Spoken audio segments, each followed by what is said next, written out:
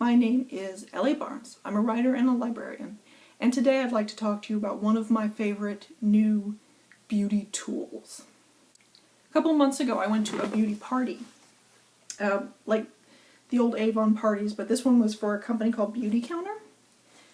I like their stuff. I thought it was interesting. They explained a lot of things about the cosmetic industry that I didn't know. I am not a chemist. I am not an expert in cosmetics, so I'm not going to try and repeat it all. I will, however, link some of the Beautycounter videos below so you can see what they're talking about in terms of the level of toxicity in our skincare and makeup. One of the best tools they handed me at that party actually was my local representative, whose name is Cassie Snow. Hello, Cassie. She showed me this database, and I thought it was so helpful. I've used it several times a week, every week since she showed it to me, and now I would like to show it to you. This is the Environmental Workgroup Skin Deep database. The URL I will link below, but it's also ewg.org/skindeep. Essentially, they have as many personal care items in there as they can. They've examined what ingredients these companies are using and which ones are carcinogens, which ones can interfere with your reproductive and hormonal health, and which ones have allergy warnings on them. Essentially what you do is if you have a product you're considering using, you can put it in the database, its name, and then it comes up and you can see what level of toxicity and whether or not the environmental work group recommends it for use. They put everything on a scale of 0 to 10, 10 being highly toxic, 0 being extremely non-toxic. Lately I've been using things that are sort of a 0 to 3, and I've had pretty good success with that. Now, I don't necessarily think using this database means that you would put in your favorite item or your favorite, piece of makeup or whatever, and then find out it's a 9 and never use it again. It will show you why they gave it a 9, so it may be things that you're not concerned about. Something can get a 2 or a 3 based on sort of allergy issues. If you're not allergic to it, then those allergy issues aren't a concern for you.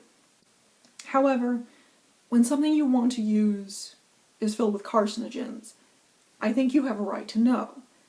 Whether you use it or not after that is up to you. The place where the Skin Deep database isn't helpful is when you're dealing with a new product or a product that won't publish its ingredients. There's sort of nothing they can do about that second one. There are plenty of companies that never explain what's in their makeup or what's in their skincare. I personally gave up Laura Mercier's setting powder because of this. In these cases, there's just nothing the environmental work group can do except what they are doing, which is lobbying to convince Congress that every company should have to put their ingredients on everything they make, including skincare and personal items. With new products, they often aren't in the database yet, but they have a Build Your Report section which allows you to put in each of the ingredients that are listed on the bottle or listed on the website for the product, and then they will give you an idea of which ones they recommend for use and which ones they don't, and they'll even give you a score for that particular care item, so that you have an idea of whether or not it's something that's safe to use. And finally, they have all of this also available as an app for at least Android, which is what I have. And it attaches to the barcode scanner in your phone. So as you're out shopping, you can scan something, which I have totally done this, and figure out what the score is or whether it's in the database or not. I've absolutely been at Ulta looking for some kind of natural hair care that didn't have any toxic ingredients in it, and walked around scanning bottles of shampoo until I found one that looked good.